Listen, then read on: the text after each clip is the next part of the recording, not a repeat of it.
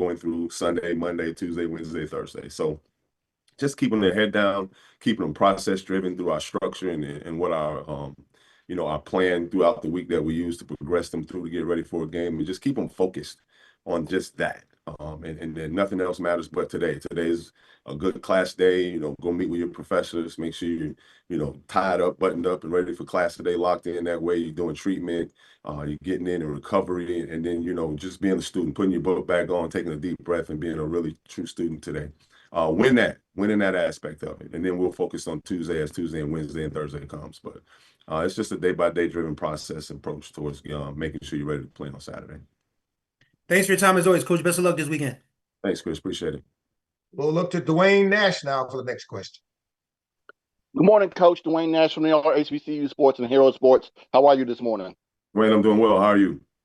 I'm doing pretty good, Coach. Now, I'm kind of piggybacking off of Chris's question and off of your response. We talked about keeping the players focused every week. And I know it's kind of cliche to talk about rivalries.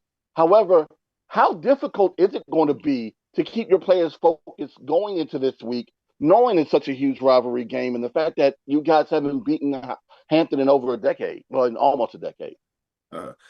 That's the stat right there. If you want to spend any stats, that's the one right there that if anybody wants to talk about, that's what hasn't been done. Fortunately, here we've been blessed. We've had a lot of things that hadn't happened at Howard that has, right? A Celebration Bowl, some conference titles, and kind of coming back and beating a FAMU and doing those type of things. And we haven't beaten Hampton. I don't think we have to talk about that enough. I think that's left to you guys. You guys can definitely talk about that and have those conversations. We got to focus on the process of what it's going to take to put ourselves in position to win this football game. The rivalry part of it, regardless of what the situation is Howard versus Hampton. That takes care of itself. I don't think we have to hype up a rivalry. That's already built. That's already done. What we have to go do is be ready to play in the football game. And that's what's going to be our focus, playing in the game, getting better, doing the things we need to do, executing at a high level, playing together, all the same things that we talk about each and every week that aren't going to change. But, just understanding that this one for some people around means more. At the end of the day, I just want us to get better. And if we get better, we'll be in position to take care of what we need to take care of. All right. Thanks so much, Coach. Good luck this weekend. Thank you. Appreciate it. We'll look now to Ty Miller. Hey, good morning, Coach Scott. How are you? I'm doing well, Ty. How are you? I'm good, Coach. Kind of a two-part question here. I want to know what jumps out about Hampton on tape for you, because we're doing some pregame on that. And secondly, does it make it tougher to prepare for teams now that they have players in transition with so many transfers and so forth, just like you mentioned about UCLA? Well, let's start with the first question. What stands out is they got a lot of transfers. So I'm gonna kind of answer that to you in one will. But I think they're big, athletic. They run around really well, like typical of any Hampton team. They're gonna have good size and have a lot of really good athletes. Obviously, they're in a prime area that kind of has the ability to recruit and attract that type of talent. Coach has done a good job. I think he had to make some changes and reassemble his staff a little bit, but it brought in some really good coaches. And those guys look like they're still playing to the true Hampton identity. They're going to run around, be physical, play fast, explosive on offense, can make explosive plays. Obviously they always got a good running back there to hand the ball to, and they really try to run the ball. And when you try to load up and all those type of things, they have the ability to get behind you and pass coverage and create a big play on the perimeter too as well. So we'll be cognizant of all of that kind of stuff, but just big, strong, athletic, really fast Hampton team that you're kind of accustomed to seeing when you watch film. And they'll track those type of bodies that do that from the transfer portal. Thanks, Coach. All right, Dr. Kenyatta Cavill.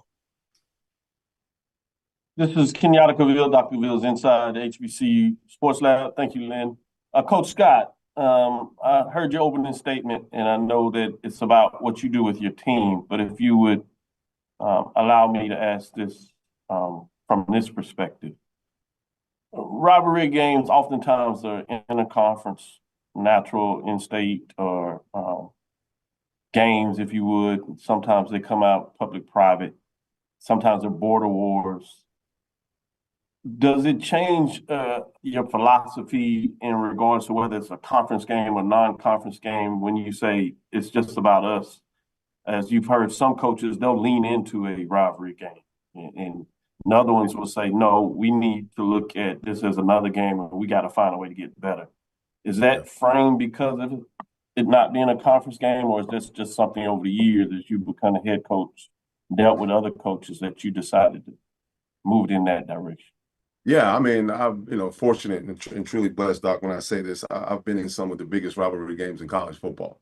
If you play against the Miami, Florida State, I mean, I've been in that and coached in when both of us were in the top 10 in America in state.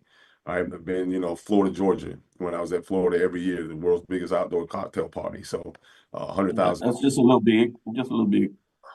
I've been in some of those type of games in season, whether that was in the ACC, SEC, and those type of things. And the mindset was still the mindset. It is about your team. It is about you getting better and playing the style of football that you always want to play. Will the players innately play a little bit harder? Probably. The energy will be raised a little bit. The excitement that they feel in the buzz from the stadium and the environment will kind of set the tone for a high level of energy and a high sense of urgency and those type of things. Those hype elements take care of themselves to get the best out of those players. What we stay centralized and focused on is just the approach and the process of getting better. Are we getting cleaner and playing clean football? Are we playing penalty-free football? Are we taking care of the football? Are we running, blocking, tackling, and catching? And getting better, especially when you look at a rivalry game like this being so early in the season. The fourth game is still about the build of your program and the building of your team and playing fundamentally sound and clean football. And if you give yourself a chance, the elements, the hype elements of getting the best out of them and getting them to play at a high level with a lot of energy and play for something will come out of them naturally. I'm still going to be concerned about them playing good football because you can have guys out there hoorahing and have a lot of energy in the wrong places, in the wrong gaps, and running the wrong routes and doing all those type of things. That I'm not interested in. I'm interested in good, clean, fast, fundamental, physical football. And if we're doing that, we'll give ourselves a chance to win, rivalry game or not. Thank you, Coach, for entertaining my question and giving me such a robust framing of why. Thanks, Coach. I'll keep my guy, man. I love it. Our final question comes from Nathaniel Henry Jr. How you doing, Coach? Congratulations on the win Saturday. Doing well, Nate. Thank you so much. Nathaniel Henry, College Sports Media. You often talk about the three phases of the game. On Saturday, the defense played strong, and the offense was effective. The blocked field goal attempt followed the momentum-building drive by Howard. It seemed to change the game. Talk about that.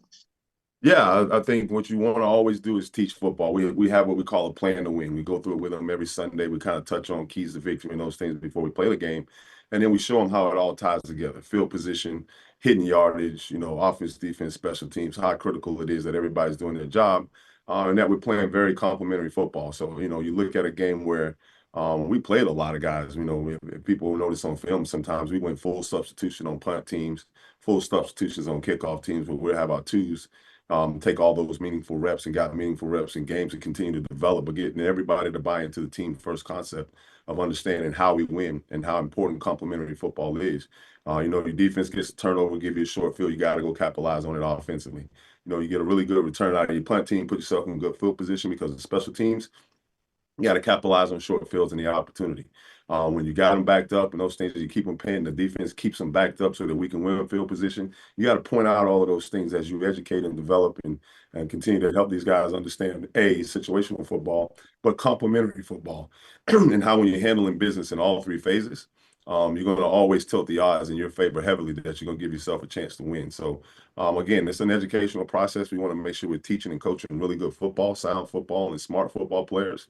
To me, that's part of our identity, smarter, tougher, more disciplined together. And you can't do that unless these guys kind of understand how it all fits, and how it all rolls together for the better of the good of the entire program. So, we want to make sure that they get that and understand. And we saw some great examples of that to teach off of this week. And we did that, by being able to permeate it through the team by playing a lot of guys. So we had a lot of young guys in there as a second or third guy on offense, defense, or in the special team. So to play as many guys as we did, I think we traveled 75 up there and probably well over 65 got a chance to get in the game, 66 got a chance to get in the game and see some form of action. So just continue to develop the bottom third of our roster and developing our roster holistically. Then we're going to need some of these guys as we go down the stretch, no doubt about it. So you have to really give them an opportunity to teach and coach them, but get them out there, let them feel the fire, let it feel what it's all about, so that you can teach those type of things. But that's kind of where we're at with that. Yes, sir. Thank you, and good luck this weekend. All right, thanks, Nate. Appreciate it. Okay, that concludes all of our media questions. Coach Scott, thanks again for joining us. Best of luck this weekend. For those of you out there, it's Howard versus Hampton in the annual P&G Truth and Service Classic, better known as the Battle for the Real HU. That's Saturday, September 20th at Audi Field in Washington, D.C., 4 p.m. kickoff. Thanks so much, Coach. Now let's turn our attention to Durham, North Carolina for our next interview with the North Carolina Central head coach, Trey Oliver. Good morning to you, Coach Oliver.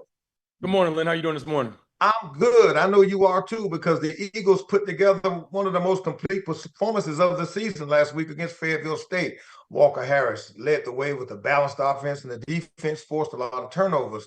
How important was it to get that kind of response after a 2-game skid? We needed it. Lord knows we needed it. It's been a while since we lost 2 back-to-back here, and that was rough on us. But, first and foremost, the crowd came out. I thought we had an unbelievable crowd. Atmosphere and energy was electrifying. And I thought the guys played well once we settled down. I thought that Coach Hayes and Fayetteville State had a great game plan coming in. They were going to possess the football and try to keep our offense off the field. And we only had 1 possession in the first quarter.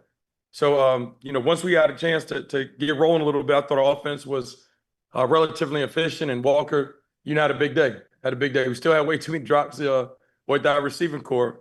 But I thought defense took a step and played better this week. We did, create some takeaways, and we had a score on defense. So, it was good to see us improving in all 3 phases. Very timely performance, because one of the biggest rivalries in HBCU football comes this week with the Aggie Eagle Classic. With A&T always being such a tough opponent and coming off an emotional double overtime victory, what's going to be the focus of the football team as you guys head into Greensboro? Well, first of all, we got it's going to be a physical ball game. It's going to be a very physical football game. Both teams probably going to try to, establish the run. But I think one of the most important things, we have to control our emotions. And we talk about thermostat mentality, not too high, not too low. And we know they're going to make some plays, but we just have to stay composed and can't get too excited. But it's going to be a good ball game. I think that, obviously it's not the same team that we played last year. New coaching staff, and we're very familiar with those guys. And I either coached with them or coached against them for quite a few years. But it's going to be a great ball game, man. Great atmosphere. And folks, y'all probably need to come to Greensboro, check this one out. It'll be a good game. Okay. All right, Coach. Those are my questions. Now let's hold on for questions from the media. Now, as a reminder, please use the raised hand feature and remain muted until you're introduced. Also, please limit your questions to just 1 for Coach Oliver. Our first question of the day comes from Wayne Cartwright for Coach Oliver. Coach Oliver, congrats on another win for you guys. I know that you guys are excited about this week and getting the opportunity to face a familiar foe. But this is not just a foe. This is also the guy who's coaching on the other side is a great friend of yours and all of that. So what does this week mean going up against Coach Gibbs and, obviously the whole experience with that? Absolutely nothing. It's about North Carolina Central, North Carolina A&T. That's what it's all about. Obviously, Gibbs is a close friend of mine, very close friend, but it's our first time facing off as head coaches. But, we've seen each other quite a few times over the years. And, I'm excited about the game, obviously, the matchup. But Coach Gibbs and I have nothing to do with this. It's about the 2 universities, having a competitive game. I expect nothing different from your answers, Coach, but good luck to you, man. Looking forward to seeing it. Yep, thank you. Dr. Kenyatta Cavill. This is Kenyatta Cavill. Dr. Cavill's inside the HBCU Sports Lab. Let me say congratulations on the win. I was remiss to say that earlier. Yeah, thanks, Doc. No problem. But I want to go into that same frame of question. We have 2 unique matchups this weekend within the conference, where I'm calling non-conference conference rivalry games, if there's such a thing. And so it kind of came up with different styles of coaches, how you lean into a quote-unquote rivalry game, if you allow me to use that. What in your DNA or philosophy has you squarely say, yeah, this is a rivalry game and we're going to get it on, we want to get it done, versus saying this is just another game? Obviously, you need to do that. You want to get your team better. Where does it come from, your makeup, to treat it the way you do, if I'm reading it right?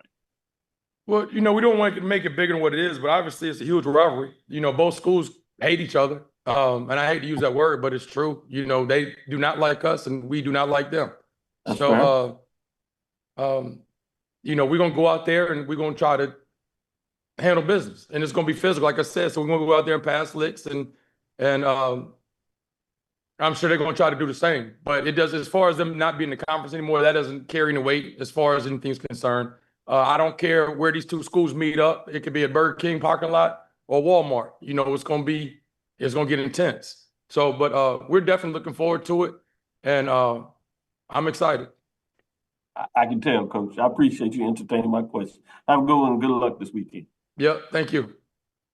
Next is James Hill. Coach, I hope you and everyone on campus are well. How are you, sir? I'm well, James. How are you? I'm blessed. This rivalry, talk about your earliest memories of the Eagles and Aggies. And this is a big game, and it's got a tremendous history.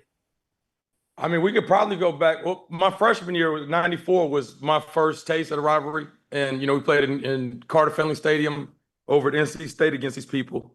And that was my freshman year. I got a chance to start, and there was probably 50,000 people there. But it goes back, man. You go back to the 80s when the two basketball teams had it out. I think it was on CNN. It was a huge brawl back then. But, I don't condone that. We don't want any fighting or anything like that going on. But it's a heated rivalry, and it's going to get physical out there. Have a blessed week. Good luck. Yeah, thanks, James. Okay, Dwayne Nash, it's your turn.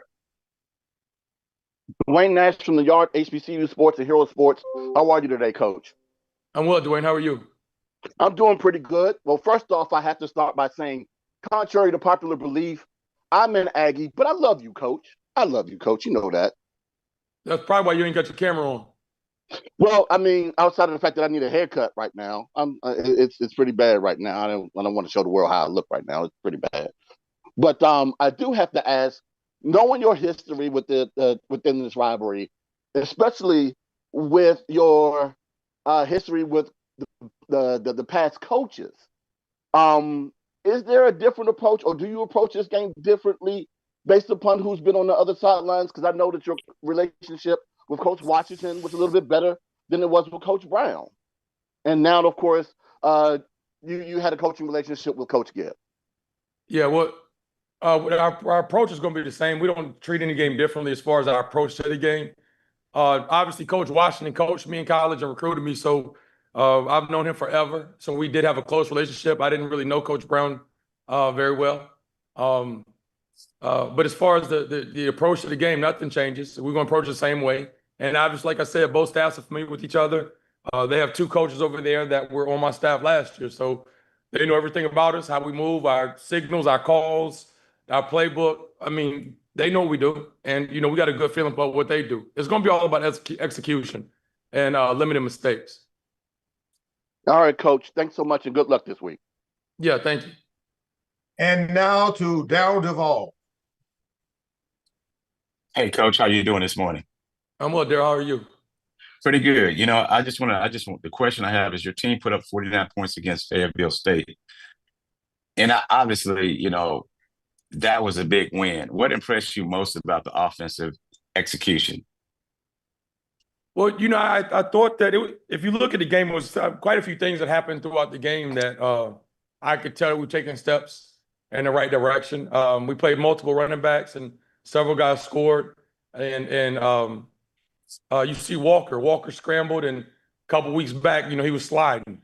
And, he gave his body up, went over the top, took a shot, but scored.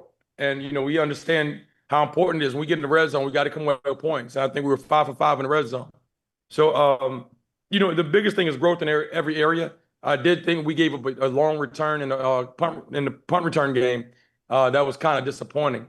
But week by week, man, you guys see a little bit of progress week by week. Well, good luck, Coach. I look forward to watching the game this weekend. Yep, thanks. Our final question this morning for Coach Oliver comes from Stephen Gaither. This ought to be interesting.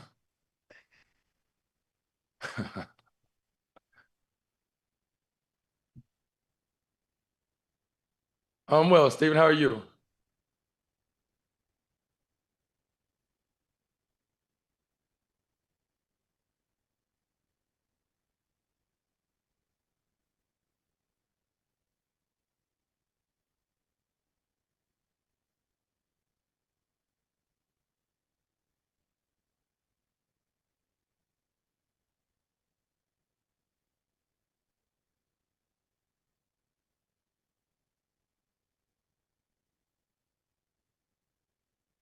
As long as I'm the head coach in any program, I'm going to shake the coach's hand that's across the field. I don't care what happens. We had a situation a couple years back, and it got chippy during the game, and I wasn't comfortable with the team shaking hands, so I sent my team to the locker room. But I went across the field and shook the other coach's hand. So I'm going to protect our brand. I'm going to protect my university, my kids. I'm not going, if it's a situation where it got chippy, the teams might not shake hands, but I don't care if I win by 100 or lose by 100, I'm going to shake the man's hand. And not to mention, that's Coach Sharon Gibbs. That's my dog. So I don't care what happens. Me and him going to shake hands. Or I'll be chasing around the field, one. Yeah, thanks. All right. That concludes all of our media questions for you, Coach Oliver. Thanks again for joining us this week, and we wish you nothing but the best of luck. The North Carolina Central Eagles are at the A&T Aggies this Saturday, September 20th at Truist Stadium in Greensboro, North Carolina. It's the Aggie Eagle Classic, 4 p.m. kickoff on Flow Football. Now, our next interview is going to tell us what the buzz is all about in Dover, Delaware with the Dale State Hornets. And the man to do that is the head coach, Deshaun Jackson. Good morning to you, Coach Jackson. How you doing, man? Good, good. The Hornets put together a dominant effort against Bowie State, especially on the ground. Nearly 280 yards rushing and 3 different players finding the end zone this past weekend.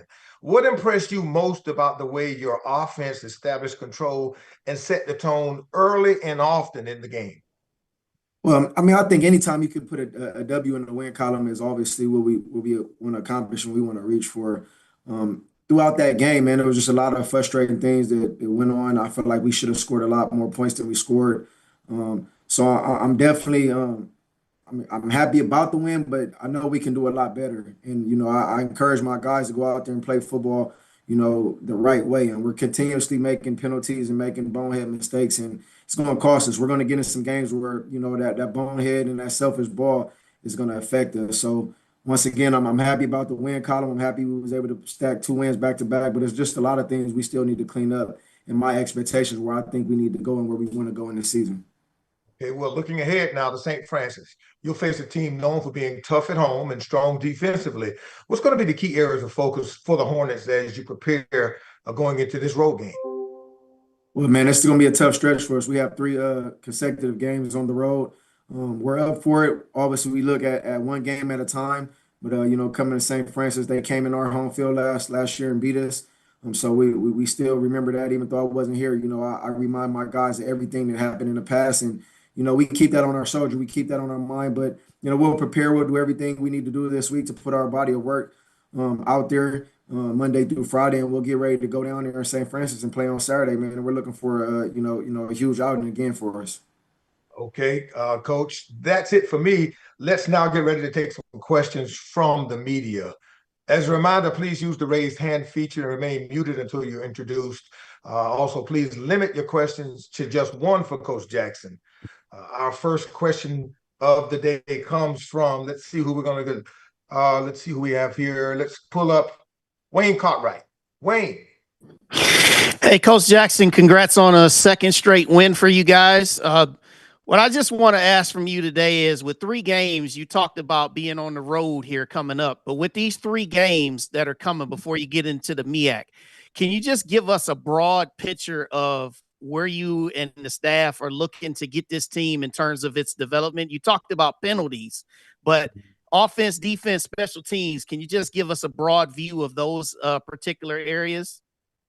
Yeah, man, we came into this season obviously knowing you know, we had all the odds stacked against us, right? You know, we came out We did, always go back to the recruiting in the offseason. We spent a lot of time in trying to change this culture around, and we feel like we identified that. It's still early in the season, right? We're going on week 4. We're 2-1. We feel like we put some good body of work out there. We showed glimpses of some great ball, all 3 phases, offense and defense and special teams.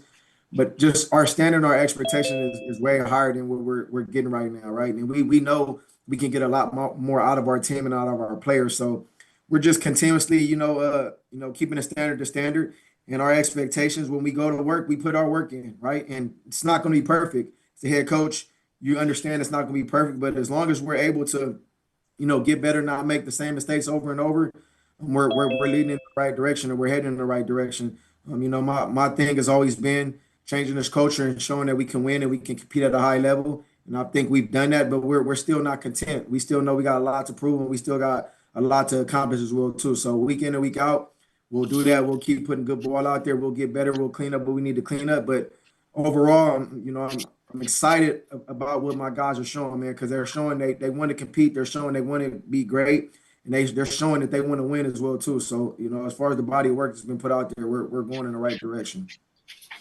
Well, thanks, Coach, and good luck to you guys this week up there in Pennsylvania. Yes, sir. Thank you. Over to you, James Hill. Good morning, Coach. I hope you and everybody at Delaware State University are well. How are you, sir? Hey, James, I'm doing good in yourself, man. Awesome. Talk a little bit about continuing to build this program. It's already a winning culture, even though it's early, 2-1 as you head into St. Francis. Just talk about the Hornets way. Yeah, well, the Hornets way is simple, man. We want to be physical. We want to outlast our opponent. We want to be violent at the attack, and we want to compete at a high level. Everything we do in practice, we compete. We're getting our young guys developed. It's a lot of young guys that we're depending on to play major roles on our team, and for us, I think just the morale of the team's been the past 2 years, the spirit of guys really having talent, just but not having hope. I think was the biggest thing. These guys were looking for the pressure that I'm putting on them now, the expectation that I'm putting on them now, the standard. And, over time, you see, man, guys just continuously buying into the process. And, we have a strict process. We have a strict routine, and the standard is the standard. No one's belittled or above the standard, right? We all have to fall in line and, figure out your role. And, every man to a T has to play their part, because in order for us to have the success, it's going to take everybody. So, we have a next man up mindset mentality, regardless if, we lose a guy to injury or somebody, gets in trouble off the field. All my players at any given time know once your number is called, you have to be ready and prepared. So, our culture staff, myself, we're doing a great job of getting guys prepared. And, when their number is called, they'll be ready to go out there and show up and show out. Good luck this week, Coach. Yeah, thanks. Let's go inside the HBCU Sports Lab with Dr. Kenyatta Cavill. Appreciate it, Lynn. Kenyatta Cavill, Dr. Cavill is inside the HBCU Sports Lab. Good morning, Coach Jackson. Hey, what's going on, Doc? How you doing? I'm doing well. I wanted to ask you, based on playing the game at multiple levels, your personal mindset in regards to playing through the game. You talked about some of the mental errors, mistakes, and the need to get better, and how if they continue, there might be a game here or there that it cost you. Can you give me some experience of your thought process of the various teams that you played in, why some teams may catch that early on, while it may take other teams a little more time to cultivate that, where you just seek to reduce those mistakes, whether they're penalties or just untimely things that happen? Yeah, I just think a lot of it is self-inflicted wounds. You going throughout the course of a game, we're honest and realistic. Yes. There's going to be penalties that are going to be called, right? We understand that no one can play a game and go out there and play it 100% correct, right? You're going to get out of position. You're going to have to reach. You're going to have to grab. You might grab a face mask on accident. So from that perspective and that point of view, I'm understanding of that. The things I think we need to clean up is after the whistle, pulling a guy's face mask, headbutting your opponent, extracurricular activity that's unnecessary, that's at that point your mind is being taken over and you're not thinking about the team, you're thinking about yourself. So for me, when I'm frustrated and after a win, I'm in there giving my players and my team a handful of words. It's more on the sense of like, let's not continue to bite us in the that's going to affect us, because I feel like if we get into a game and we're going against a team that's going to be battle for battle, score for score, and we need to stop, and we're continuously going out there making those bonehead mistakes, then that's when it's going to affect you. Going back in my career, I mean, you can't, like I said, winning alone is hard enough, right? Everything has to go right for you to win at this level, college football, in the NFL, right? So for me, if I know how hard it is for us to go out there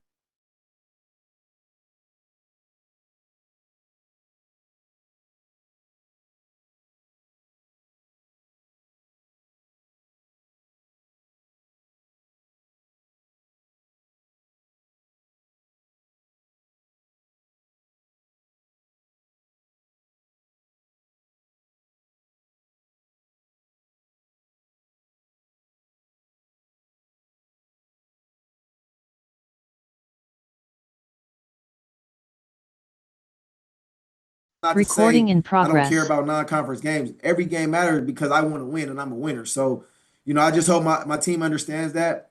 I was pissed off after the game, and I have the right to be, because it was 30-7 at halftime.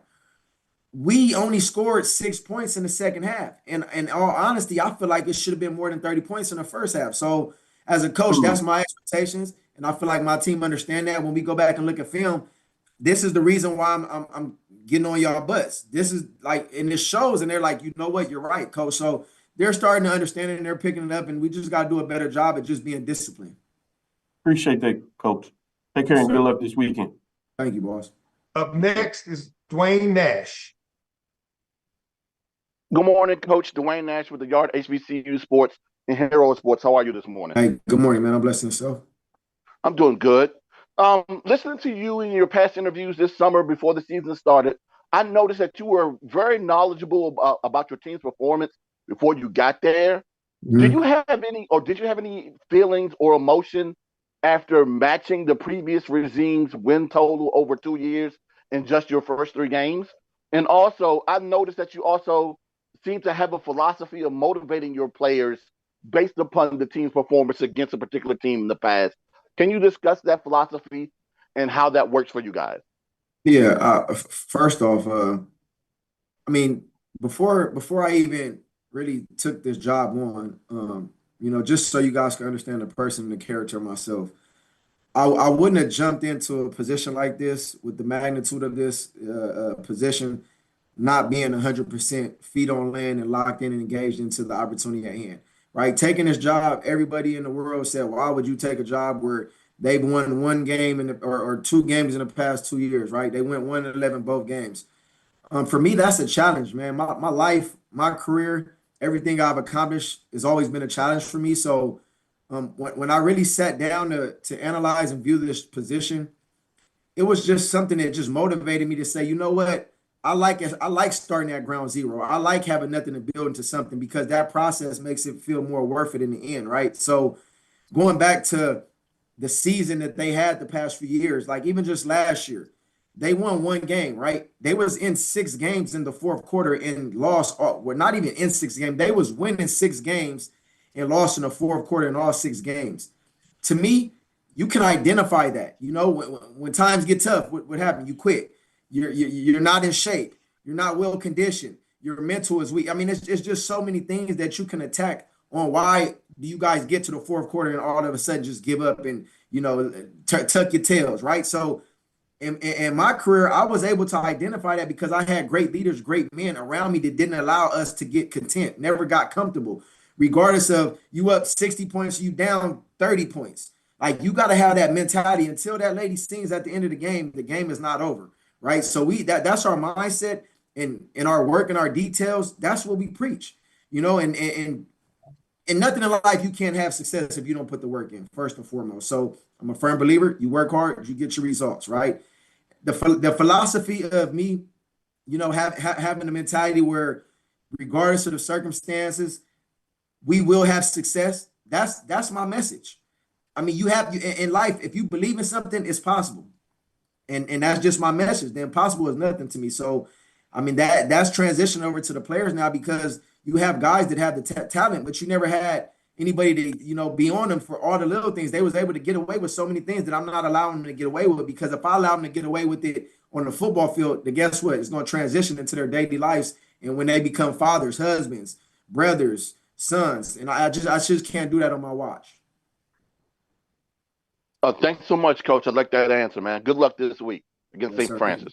Thank you. Next question comes from Andy Walter. Hey, Coach, how are you? Hey, man, I'm good. So how you doing, Andy? All right. Hey, like you said, you got 3 road games coming up. Yeah. What is the challenge of playing on the road, and how do you want to see your guys handle it?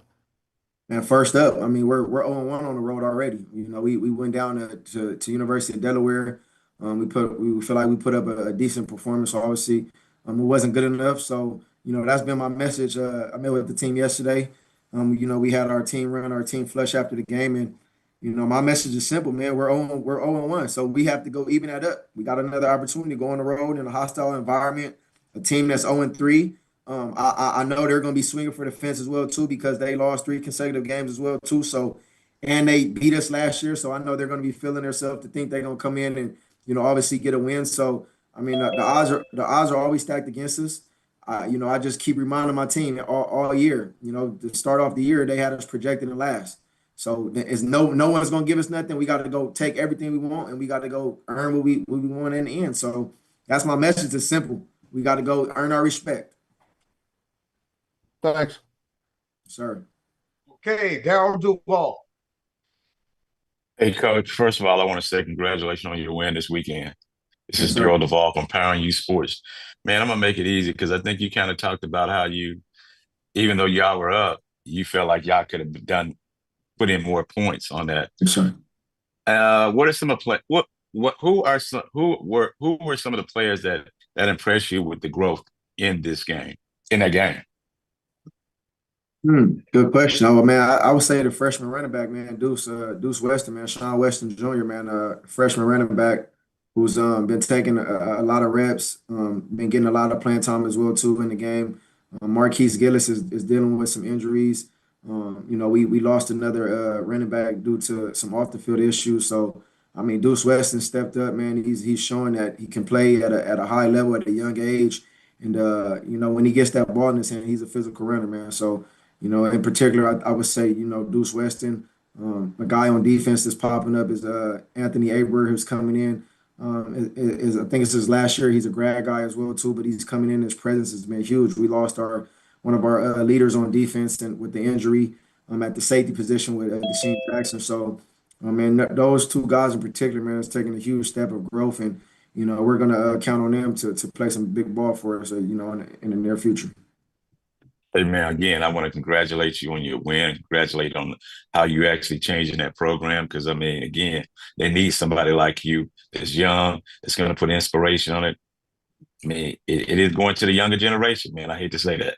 Congratulations, man. Look forward to your get. You up. Okay, next up is Luke Williams.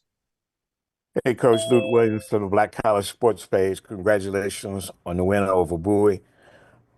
Coach, there's not a lot of wide receivers that are head coaches. They have a reputation of being divas. Some receivers, I'd say.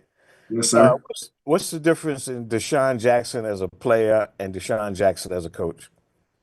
Well, I can say I once was maybe a high profile diva, right? When I played in the NFL. I mean, honestly, man, it's things that I got away with, and I have a policy where no one's exempt, no one's bigger than the team, right? That's my policy, and being a head coach, man, all the things I got away with, all the things that I bucked the system on. I mean, I know a lot, ins and outs of everything, right? So to now be in this position, I always tell my players, like, I was able to have the success I had and not even really going over and beyond, because everything came easy to me. I was talented, I was faster than everybody. So I just always tell them, man, like, if I didn't do the little things that I did, I probably would have had that much more of a career, or that much better of a career. Even though I feel like I had a hell of a career, I feel like now I'm in a position where I'm not going to allow my players to get away with things that I got away with, because I know maybe if I would have put in the extra push up or dumbbell or extra gas shirt, if I ran a little harder, that maybe I would have got 5 more 60-yard touchdowns than the touchdowns that I did got, even though I got the record. So I just look at it from that point of view, man. Being a head coach, you have an opportunity to put your mark on a whole university, right? On a whole team of 100+ kids. You got a culture that you're changing. So I mean, it's a lot that rides on it. And at the end of the day, when you sit back and you look at it, man, you just want things to look apart and look a certain way. Thanks, Coach. Yes, sir. Thank you. Our final question for Coach comes from Ernest Rich. Coach Ernest Ricks with MTMV Sports. I want to ask about your coaching mentors and how much you've been leaning on them in your first year. Yes, sir. How you doing today?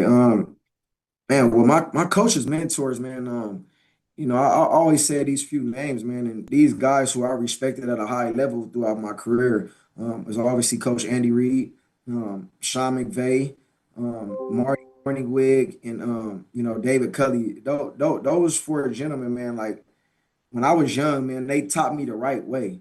And not only coaches, right? When I came into the Eagles when I was drafted, I had Donovan McNabb, I had Brian Dawkins, Brian Westbrook, like Asante Samuel. Like those guys taught me what it's like to be a professional, right? When I was young, I didn't really know the ins and outs of taking care of my body, spending extra time in the film room, putting extra time on the practice field, coming early, showing up late. You know what I'm saying? So, I mean, coming early and leaving late, like the field. So I would just say, man, just knowing the characteristics of, and I go back to this in general, like, right, if you want success, the time has to be put in, regardless you're a coach, you're a player. Like you have to study, you have to know the ins and outs of your opponent. You have to know the players that you put out on the field, what do they like, what do they don't like, what makes them comfortable, what makes them uncomfortable. Like you need to know so many variables on being a head coach. And, once you find those variables, you just got to make sure you put your best work on the field, right? And it may not always be perfect, but as long as we're able to cut our mistakes and effort shows that we're just effortless. Every time we out there, we just to the whistle, right? And we're not lacking plays. I mean, as a head coach, that's what you envision to have. Thanks, Coach. Yes, sir. Thank you. Concludes all of our media questions this morning for Coach Jackson. Hey, Coach, thanks so much for joining us. Best of luck this weekend as the Dell State Hornets travel to St. Francis Saturday, September 20th at the Gold Field in Loretta, Pennsylvania. 1 p.m. kickoff on ESPN+. Thanks again, Coach. We'll turn our attention now to the green and gold, Norfolk State University head coach Michael Vick. Good morning to you, Coach Vick. Good morning. How you doing? Doing good, Coach. The Spartans hit the road this past weekend to the Big Ten's Rutgers Scarlet Knights. And although the score didn't go your way, your team showed some bright spots at Rutgers, particularly in the running game with Kevon King and Xavier Evans, and with the defense generating 3 sacks. What positives do you have to take from this non-conference FBS matchup that you can use on to build and move forward? Yeah, for us, it was all about coming out and competing, and like we always say, going into the game knowing we're gonna win, not hoping we're gonna win. So the mindset was to come in, accept the challenge, have fun, and just go out there and do, the things that's required to play winning football. Obviously for us, just fell to an early deficit after the 2 block punts. And it kind of changed what we wanted to do versus what we needed to do. So it happened so abruptly. We had to make changes on the fly, but at the same time, still went out, competed hard. We had some bright spots, some things that we can learn from, and I thought we competed hard.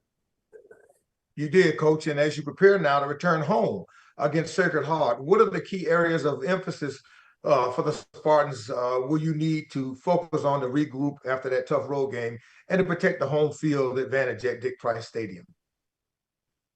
Yeah, for us right now, it's just about going out there and playing winning football, obviously. Go back to the basics, the things that we know help us, put us in position to be competitive and put us in a position to win. Don't try to do too much like we always say, but at the same time, stay aggressive. And so, look at last week's film, see what we can take away from it, see the bright spots, see the things that need to be corrected, and keep moving forward. Okay. All right, Coach, thanks so much. Let's hold on now. We're going to open up the questions from the media. As a reminder, media, please use the raise hand feature and remain muted until you are introduced. Please limit your questions to just one for Coach Vic. And our first question comes from, let's see, Wayne Cartwright. Wayne. Hey, Coach. I just want to ask a question about just yourself now here in 3 games in as a head coach. I just want to know about your process, where you feel you are personally as a head coach. Do you feel still a little bit of overwhelmed moments? Do you feel like you're settling in? Just how do you feel personally about being a head coach now after 3 games headed into this week at home against Sacred Heart?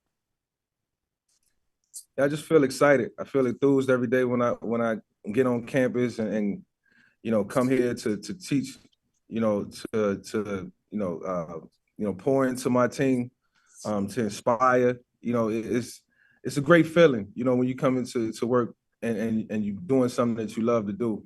Just learning, how to be a head coach was something I feel like, over the summer, during the spring, I was getting to know, and then after the first game, just came out of the first game, being real pleased with the process, and so I'm starting to narrow things down on game day as to with the things I need to pay attention to, from clock to managing timeouts and managing the game, as to being able last week to do a little bit more, pay more attention to what they was doing on the defensive side of the ball, being an offensive guy, and just being in tune, get more comfortable, and just staying in tune to the game, and so. Just driving over here today, I just, it just hit me like I'm a football guy at heart, and the football comes out of me each and every day, and every day it continues to grow and get more exciting. So just enjoying the process of each and every week, and I love the process of going through the week and preparing for the game, but just loving game day as a whole. Feel like a play all over again, but just living it out in the coach's body. Well, thanks, Coach, for the transparency, and good luck this week against Sacred Heart. Thank you. All right, let's turn our attention to James Hill. Coach Vic, how are you and everybody in the 7 cities doing this morning? How you doing, sir? Doing great. Happy Wednesday.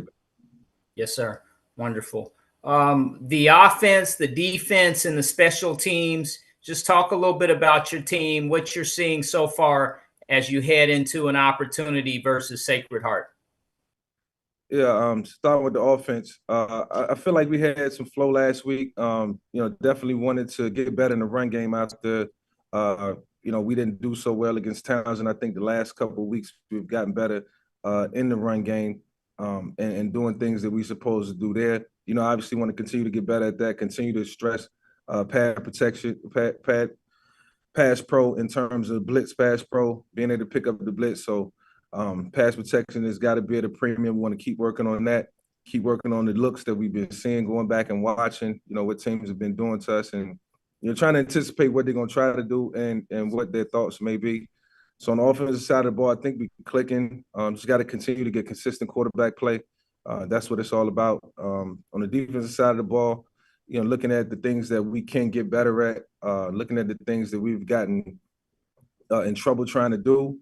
Felt like we learned a lot watching the Rutgers film, playing an opponent that was, really tough, and was going to give us some problems in a lot of different areas from a physicality standpoint, but being able to measure up to that and just finding ways to get better as we move forward, with all different levels of competition. And like I told my team, we got to play teams from 3 different divisions in the first 3 weeks. So that was awesome.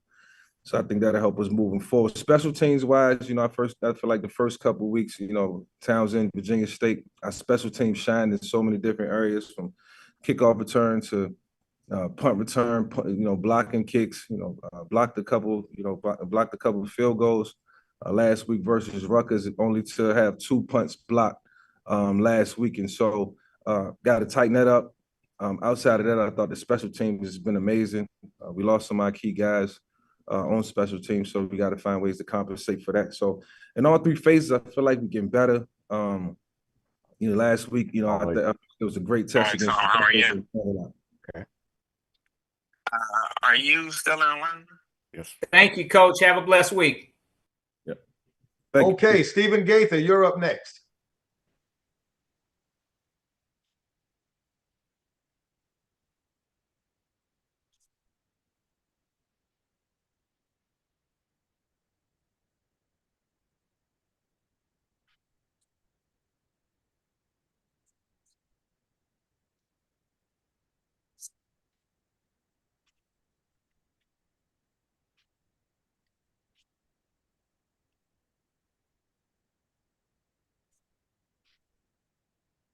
Absolutely. This team got to follow my lead.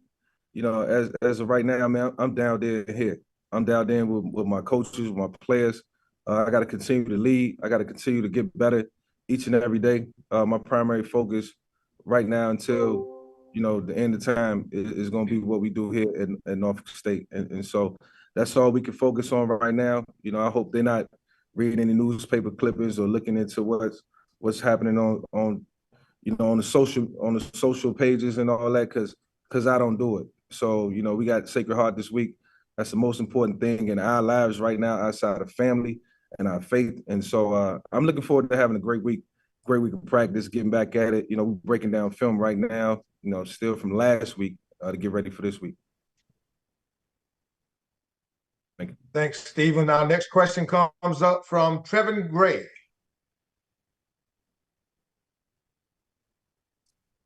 What's going on, Coach? I was originally going to ask about VTech, but I'll transition and just talk about from the Rutgers game. Obviously, it's a big Power 4 game.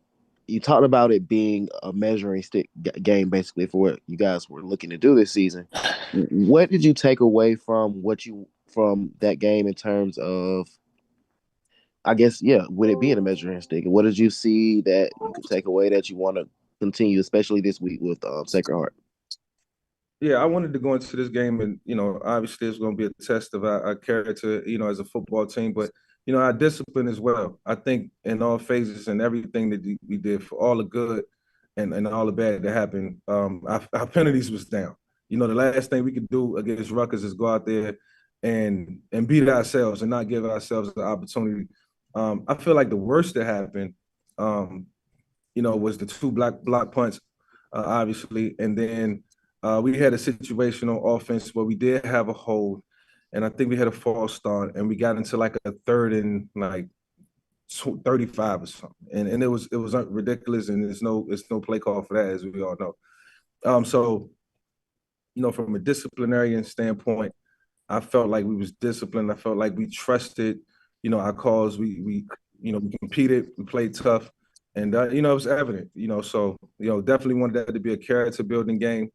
And, I'll see this week as we go through the week how much the players took away from it. I have to gauge that just in conversation, just in their output in practice.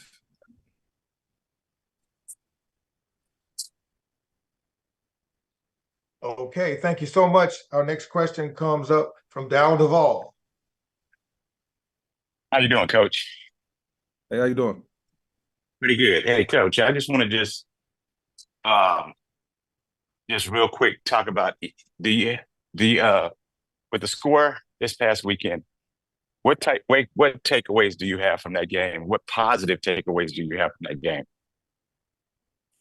Yeah, the positives I take away from the game, as we was just watching a few minutes ago, is that we did some really nice things on defense. We did some good things on offense. I think, we stood up to the challenge. Did we win every battle, whether it was a one-on-one battle, it was a two-on-one battle, or do we make the right decisions at all times, or make the right throws? I wouldn't say yes to everything, but I would say that it's a lot of things to build on in terms of what we're seeing on film. And so, it's just little keys here and there, and always teaching, on anticipation and being able to see things before happen and anticipate things before happen. That's what football is all about. And so I think, just getting to know my defensive coaches and watching, from all phases, I'm learning a lot, which is helping me from, coach's perspective, and, obviously being a former quarterback, being able to see things that's translating as I'm asking more questions and as I'm learning more.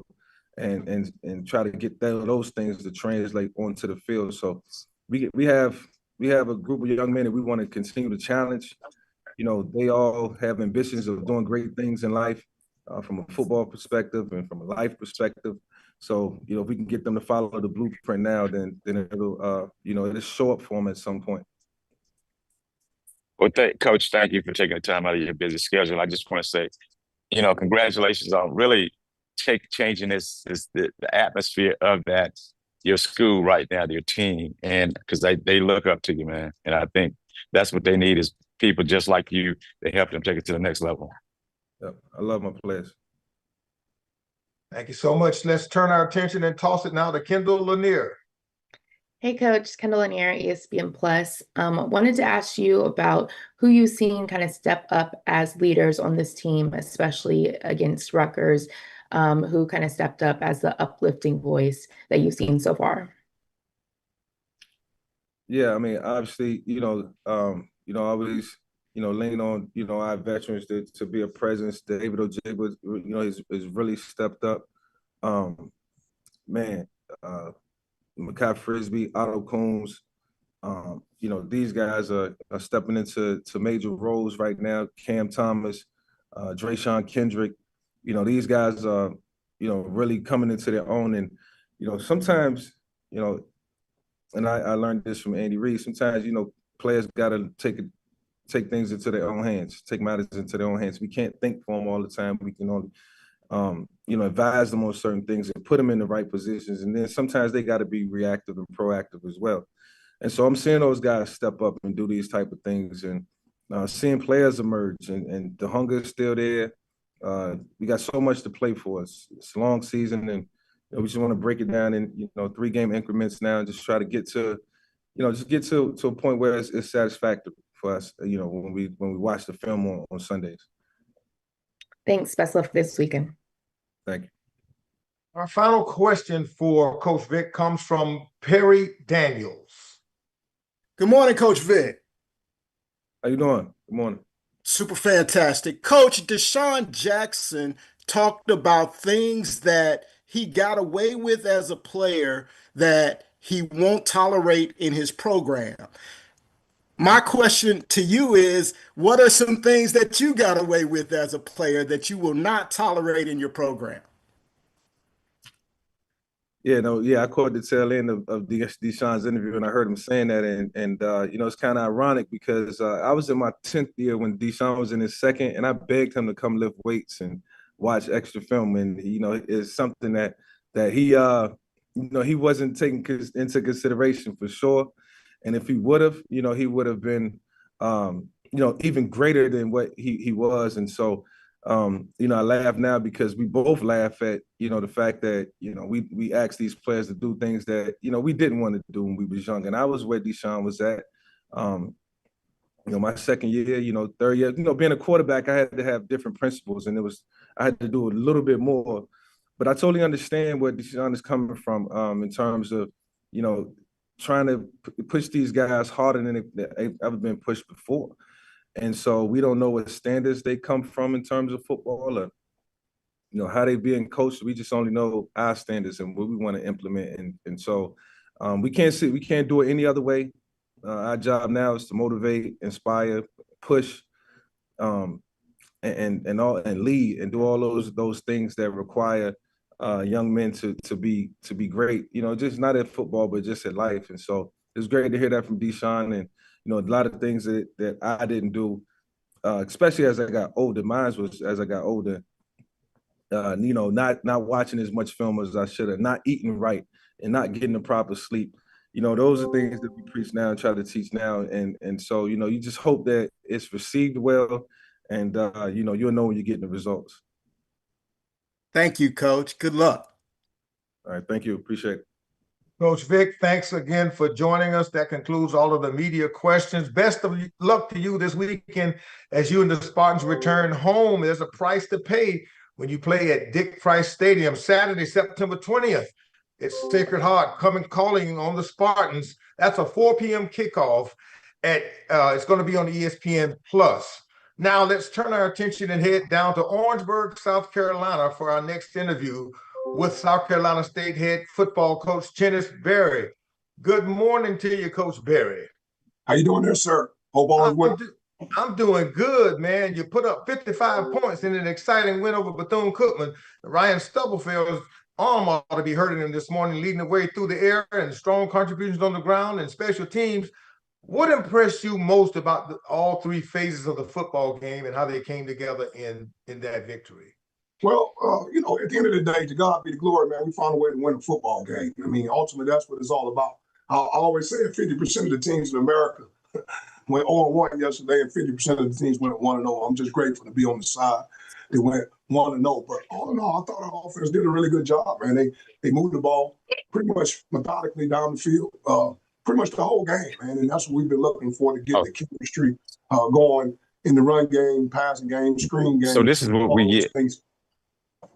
All those things that are extremely important. So all in all, I thought we did some really good things. I thought defensively for the first about 24 minutes, 25 minutes, we played outstanding. I mean, we went up 27-0, and then things kind of turned for the worse a little bit on our defense side of the ball. But luckily, we kept scoring offensively, put ourselves with a little cushion to be able to win a football game. And I thought we improved drastically on the special team kicking game because that's some of the things that's been hurting us the first two games. I thought we really paid attention to them. We were very intentional about how we wanted to improve in the kicking game. And I thought we got better there. But all in all, we found a way to win a football game against a good SWAC football team. Old MEAC rival Bethune-Cookman came down here. We're prepared, ready to go, but we found a way to go 1-0. All right. This weekend doesn't get any easier, does it? You face a ranked FBS opponent in South Florida who's played three of the top teams in America. What are your biggest challenges that you expect to face in that environment? And what will you emphasize to your team heading into the matchup? Well, as we know, we get an opportunity to play up. I just try to prepare my team just like I prepared them for the University of South Carolina. Just worry about us, man. Focus on us, the fundamentals, the footwork, and playing good, sound football. At the end of the day, yes, they're a really good football team. No question about it. I mean, they played Boise State, beat them pretty good. They played University of Florida, beat them pretty good. And then they lost this past week to the University of Miami. Good football team, good program, no question about it, in the American Conference. But all in all, I got to focus on this football team. And we're going to compete. We're going to compete for 60 minutes. I have a group of young men that really believe in our process, what we're all about, how we do things. And they'll be ready to go down to Tampa, Florida to compete against a really, really good University of South Florida football team. Coach, thank you so much. Hold on just for a second as we prepare to take questions from the media. And to the media, as a reminder, please use your raise your hand feature and remain muted. And let's make sure we keep our microphones on mute until we're called upon. Limit your questions to just one for Coach Berry. And our first question this morning will come from Dwayne Nash. Sure. Thank you. Good morning, Coach. Dwayne Nash with the Yard HBCU Sports and Hero Sports. How are you this morning? Outstanding. How you doing this morning, man? I'm blessed, Coach. I understand that a win is a win. However, one thing that your teams coached by you don't seem to do is give up a ton of points. As a matter of fact, this is like the first time you're one of the few times your team or programs coached by you have given up at least 40 points in a game. How do you tighten this up with your defense going into this upcoming matchup facing South Florida this weekend? I mean, at the end of the day, it's a day-to-day process. And you're right, we have not ever surrendered that many points. And, I met with our defensive staff yesterday and the defensive team. And I still believe in them because a week ago, we just held the number 10 team in the country defensively to, I think, one offensive touchdown. So it's part of it, man. At the end of the day, like I say, I think we went up 27-0. They got a little comfortable, a little complacent, and that's on me as the head football coach. I got to do a better job of making sure that they stay focused the entire game and be locked in, regardless of who we're playing. We've never, like you say, never given up that many points, and we've already fixed it. We had great meetings yesterday, man. We had great practice yesterday. Guys are bought in. They still believe. I still believe in my defensive staff, who does an outstanding job, my defensive players. But we got it fixed. We'll get it fixed. But another challenge this week, we go against another FBS program that's very, very good on offense. They're tempo, they're fast, they do a lot of things. But I trust and believe that my defensive staff will have our team prepared and ready to go. Great. Thanks, Coach. Have a good luck this week. Absolutely. Thank you. Take care. Up next for your coach is James Hill. Coach, I hope you and everybody in Orangeburg are well. How you doing, sir? Mr. Hill, how you doing today, sir? I'm blessed. I'm blessed. Your ball club was able to score on the ground 5 different times, 5 rushing touchdowns. Talk about the running game as you head into Tampa this week and what you'd like to see with your club going into South Florida. Super proud of our football team. We were very intentional about how we wanted to play this game. We wanted to be physical. One thing we're going to be known for is we're going to be disciplined. We're going to be physical. And it starts with the big guys up front, man. I'm an O-line guy, and I believe in those guys got to be a cohesive unit, like when 5 playing as one. And first and foremost, we had 5 offensive linemen flying around. I mean, when you watch them on film, they were very intentional about their technique, their pad level, their footwork, their hand placement, and we played with outstanding effort. And that's what it's all about. You talk about the big guys at 300 pounds up front. So when you able to do that up front, guess what? That means you can run the football. And obviously we have some explosive backs. I'll tell you what, we have some guys that can dot the I and cross the T. I mean, really, it's South Carolina State, man. So that's an expectation. You got to be able to run the football. And I thought we did that. And then, when we have a quarterback, they can pull it down and make plays with his legs as well.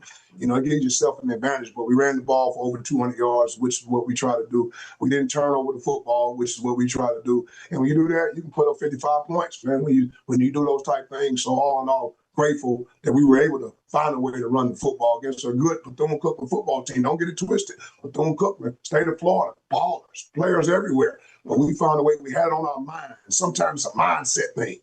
When you got it on your mind that you're going to get something done, nothing will stop you if your mindset in the right place. That will and that want to and that determination, there's nothing that's going to stop you regardless of what obstacles in your way. That's what we talk about, a grit. And our young man had that grit that we're looking for when we played against Bethune-Cookman this past week. All right, Coach. Have a blessed week and good luck Saturday. God bless you, man. Take care. Thanks so much for that question. James, on to you now. Chris Stevens. Good morning, Coach. How you doing? Chris Stevens. How you doing today, sir? I'm good. As I talked to Coach Scott earlier this morning, it seems like every week in this game is an adventure. And last week was an adventure, probably several, you would say, onto itself. Just how do you keep these guys focused on the task at hand, knowing that a football game can kind of sort of change almost second to second? Like you said, you were up 27-0, and you end up winning 55-41. Just what is, the key to keeping your guys focused on the task at hand, getting the job done, and then say, all right, here's what we got to correct going into next week? Well, you know me, if anybody knows me, man, I'm a one and no kind of guy. Win the day, focus on the day, be the best you can be today. You can't control anything about what happened yesterday or tomorrow. Be the best you can be today. So again, just keeping them level-headed, man. Our team is a pretty much considerably very, very locked-in football team. I mean, we got a lot of veteran leaderships. I was sharing with my guys, a pregame meal, how, I'm pretty locked in. I'm a locked-in kind of guy. On game day, when we got pregame meal, there's a certain way we're going to be in pregame meal. There's a standard on how it's going to look.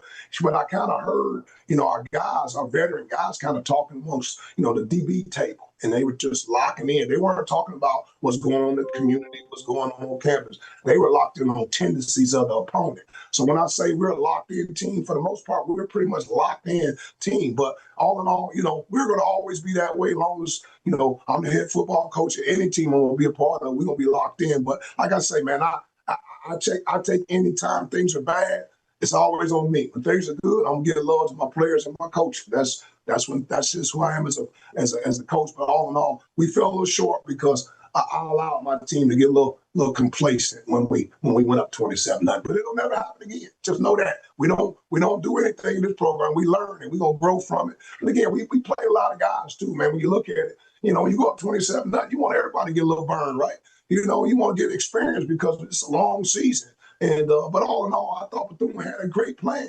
They did a good job of executing their plan. You always got to give credit to the opponent because they got guys on scholarship too. We sometimes we think, it's all about us. No, they got a good thing about Bethune-Cookman. Man, Bethune-Cookman been a great football program for a long time. So again, I respect all our opponents, but we'll do a better job going forward and keeping our guys locked in for the whole entire 60 minutes.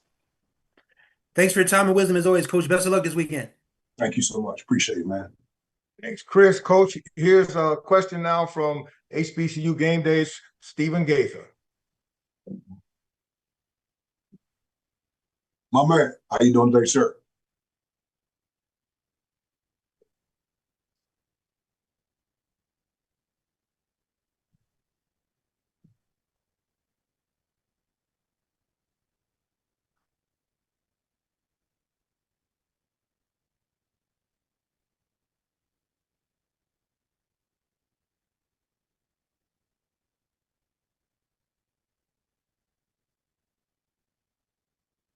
Yeah, we had some guys that really step up all over the place, man. We got a true freshman starting at right guard. He done played every snap for us in 3 games. We talking about a baller, but we recruited him from a really good Huff program in Charlotte, North Carolina. We got him as an early enrollee, so he was able to go through spring ball. So even though he's a freshman, he's really like a vet and he's super, super, super talented. We had a running back, man, led the state of South Carolina in rushing last year, had 2,500 yards rushing, 32 touchdowns. Mason Pickett Hicks, you saw him hit a 70-yard touchdown going down the right sideline. I mean, we play a lot of guys, man. You know, we know this is a long season, man. So we play a lot of guys because they earned the right to play. In our program, we don't give you absolutely nothing. You have to go earn it. And those guys earn the opportunity to play. And we got a really, really talented team, man. We got some guys that play. We play a lot of freshmen, sophomores, transfers. It don't matter. We play the best guy. We give them guys opportunities. But when you look at a guy by the name of Jordan Smith, even though he's not a young guy, he hadn't been a starter for a while. And, you know, he caught, I think, maybe 9 balls, caught a lot of balls, almost 100 yards. We had a receiver, DeAndre Ruff. I think they had the stats wrong, but he had 110 yards receiving. They gave credit for one of his 47-yard catches to somebody else, but, you know, he had over 100 yards receiving. So I thought our quarterback did a good job spreading the ball around to a lot of different people. We did some really good things on defense as well. So all in all, man, we play a lot of guys because we give them an opportunity, and what they do with it is completely up to them. Thank you so much, man. Appreciate you. Okay, Coach, we'll wrap up the questions with Daryl Duval. How you doing, Coach? Mr. Duval, how you doing today, sir? I'm doing pretty good. Nice day outside, football weather is here and everything. Hey, the question I have real quick is, you know, you all obviously put up 55 points. Now, it was on the team. You know, what fueled that explosive performance? And again, you talked about, you know, on the defense side, you all basically let them put up X amount of points. But basically, I want to just talk about the offensive side. Well, we have an explosive offense. Anybody that's followed us over the years, you know, we normally pretty good on offense. So, and you know, I thought the guys just did a better job of executing. For us, we always talk about paying the fee in this program. It costs to be a champion. And that focus, that F is the fee is the focus. You got to be locked in. You got to be locked in because guess what? On offense, guess what? 10 other people depending on you. And see, on offense, 10 guys can be right, 1 guy be wrong. It's a bad play. As opposed to on defense, 10 guys could be wrong, 1 guy right. It's a good play. So you got to be locked in. So that focus got to be on 10. All right, that effort. All right, that has nothing to do with talent. That E is effort. Has absolutely nothing to do with talent. All right. It's just all about playing hard. And I told you at the beginning how our offensive line played really, really hard. And that last E is execution. You got to go execute, man. Sound good. We can draw a play on the board. We're going to run this play. We're going to read this guy. We're going to do this. But at the end of the day, they got to go execute. So I think all in all, our offense did a good job of executing. All right. We moved the ball pretty regularly against Wofford and University of South Carolina. But we kept having what I call self-inflicted negatives. Those are shooting themselves in the foot. I thought our quarterback did a really good job of managing our offense. We didn't turn the ball over. We gave the ball to the people that were open at the end of the day. And we handed it off to the backs that we were supposed to hand it off to. At the end of the day, and our offense, it's about the quarterback being the point guard offense, and he did a good job of being the point guard. So all in all, man, it was a productive day. We did some really good things. Took care of the football. We were great on 3rd down. We were great on 1st down. All right, we were great in the red zone. I think we were 7 for 7 in the red zone. So when you do that, you find a way to win football games. So just grateful to be sitting on the winning side right now. I want to know as we get ready to go against a really good American Conference, University of South Florida football team. Right. Well, Coach, and good luck. Look forward to seeing the game this weekend. Thank you, man. I appreciate it. Hey, Coach Barrett, that concludes all of our media questions. Thanks again for joining us this week. Best of luck when you travel down to Tampa, Florida. It's going to be the South Carolina State Bulldogs against the South Florida Bulls Saturday, September 20th at Raymond James Stadium, Tampa, Florida. A noon kickoff on ESPN Plus. Thanks so much, Coach. And we're now going to go to Baltimore to the National Treasure. Final interview this morning with Morgan State head football coach Damon Wilson. Good morning to you, Damon. Good morning, Lynn. How you doing, brother? I'm good, man. I'm good. Last week you spoke glowingly about Toledo being probably one of the toughest opponents you're going to see all season, and they were. And while the result wasn't what you wanted, your defense came out strong very early in the football game before things got away. What lessons can your team take away from facing that level of an opponent as you move forward into the rest of the season? Hey, Lynn, I did a piss poor job with regards to us getting over the Towson's loss. The way we lost the Towson game, we allowed that game to beat us twice, and that's something that I had to do a better job with the guys. I did not do what I needed to do in that situation, taking nothing from Toledo. But like I told you guys last week, that's probably the best ball club that we faced definitely since I've been here. And we couldn't have any self-inflicted wounds.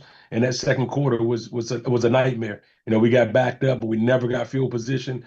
I mean, they scored 4 or 5 touchdowns really quickly and within a 20-yard deal. One thing I can say about it is the guys kept playing, and we played a lot of guys. I think we played 77 guys during the course of the game. So we played a lot of guys, but we did not execute well in any phase after the first quarter.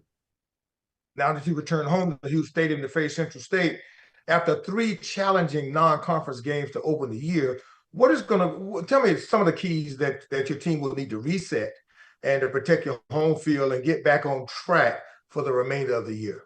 It started yesterday. We came back, got off the flight Saturday night. The guys showed up to meetings. The guys were down. They watched the film. They saw a lot of things that we did leave out on the field. Had a really good practice yesterday. They're excited. They're excited to get back into the deal. Anytime you open up with 2 FBS opponents out of your first 3 games, that's a tough sledding. But all in all, I think we had a lot of lessons learned, and it will prepare us to help us later on down the line. Okay, Coach. Well, let's hold on just for a second because those are the questions I had for you. We're going to take questions now from the media. And to the media, just a reminder, use the raise hand feature. Remain muted until you're introduced. And please limit your questions to just 1 each for Coach Wilson. And the first question of the morning for Coach Wilson will come from James Hill. James. Coach, I hope you and everybody in Baltimore are well. How are you, sir? Doing well, James. How about yourself? I'm blessed. Central State University, Ohio, Marauder. When you think about that club, what are you seeing from them? And just talk about playing Morgan football versus Central State Marauder. Central State's coming off a loss to Benedict. They had an opportunity to score the ball early in the game and had a little turnover there. But these guys are feisty. These guys get after it. They'll be a well-coached program. You can see schematically what they're trying to get done, what they're trying to accomplish. Those guys are going to play up, of course. I was a Division II coach for 13 years, so I understand exactly the mindset that's going to go into this ball game for those guys. And I know what we need to do, and that's something that we need to focus on is us. And that's something we talked about yesterday, got back to the basics or getting back to the basics throughout the week so we can play a full game of Morgan State football. Good luck, Coach. Have a blessed week. Yes, sir. Thank you. Thanks, James. Chris Stevens. Good morning, Coach. How are you? I'm good, Chris. How about yourself? Pretty good. Obviously, these first 3 weeks haven't gone the way you or your team have wanted, but the good news is everybody still got that 0-0 beside their name in the MEAC column. So just get it, not to put the cart before the horse, but just what do you want to see from your team from these last couple of non-conference games before MEAC play gets underway? Just play consistently and play a full game. We've had some highs and lows in all 3 phases, but just play consistently. One thing we did do this week, we minimized the penalties. We reduced the turnovers by a lot. We only had 1 turnover this year versus the week before. I said this year, last week. And we want to eliminate the turnover altogether. I mean, it was not a forced deal. It was a situation. We got to protect the ball, give up on the run, and go down. Later see another down. We didn't do that. So we want to continue to improve in those areas and be ready to rock and roll when we get in conference play. All right, Coach. Thanks for your time as always. Best of luck this weekend. Yes, sir. Thank you. Thanks for that question, Chris. On now to Kayla Swayze. Hi, Coach. Good morning. Hope you're doing well. Yes, ma'am. Good morning, Kayla. I just wanted to ask, talking about opening up the season 0-3, but who really has stepped up in your locker room through the beginning portion of the season and is kind of corralling everyone? One guy that's really standing out right now is Blanchko. You know the obvious guys, your Eric Hunters and your Danny Casillas, but Blanchko is a guy that has never been a starter for us until this year. He's been in the program for the last 3 years, and he's a guy that you're seeing and you're hearing more about, and he's actually constantly competing at practice and in games. So I'm really proud of what Blanche is doing with regards to stepping into a leadership role. Thanks, Coach. That's right. Thank you, Kayla. And our final question for Coach this morning comes from Daryl Duvall. Hey, Coach. I just want to say, the only question I have is, how do you keep your players motivated and confident after a tough result like this one this past weekend? I got guys in the locker room, man. They doing that. It's not really anything I have to do. These guys want to come and compete. They understand what we just did this past week was not a good representation of us and our program. So, like I said, those guys checked in yesterday at practice and in meetings, and they took the bull by the horn and running with it. I anticipate seeing a different Morgan State football team on the field this Saturday. All right. Well, good luck, sir. Yes, sir. Thank you. Good luck, Coach. All right. Hey, Coach Wilson, thanks again for joining us this morning. We look forward to this weekend's matchup, Central State at Morgan State, Saturday, September 20th at Hughes Stadium, Baltimore, Maryland. It's going to be a noon kickoff on ESPN+. Thanks again, Coach. Yes, sir. Thank you. We'll see you next week. And for all of you, this concludes week number 3 of our MEAC Football Coaches Video Conference presented by our great partners, Wells Fargo. Before the end of the conference, we would like to thank all that assisted and participated in today's video conference.